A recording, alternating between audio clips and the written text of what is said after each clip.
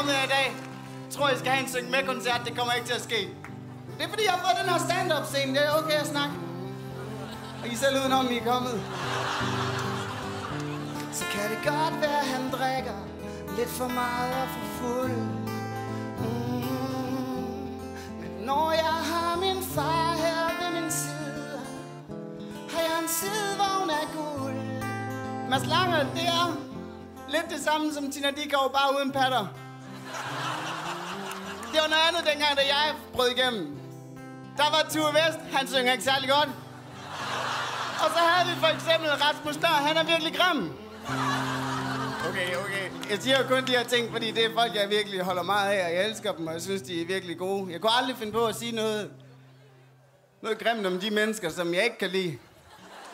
Derfor hører I mig aldrig nogensinde sige en joke om Lars Løkke.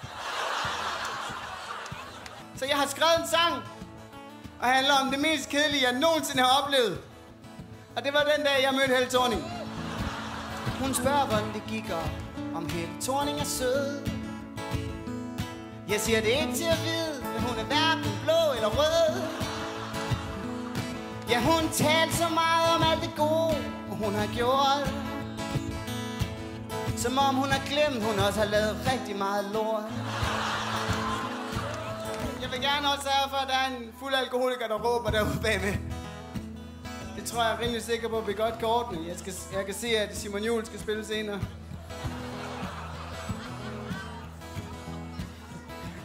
Jeg kan også godt lide Simon. Jeg synes, han er sød på sådan en bamseagtig måde.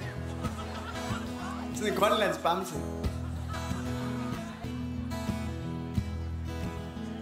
Jeg så ham første gang uden for Brugsen. Ja, jeg kunne høre hans...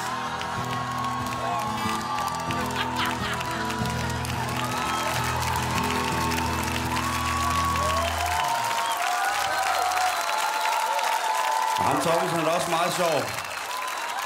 Sådan lidt mere-agtig måde.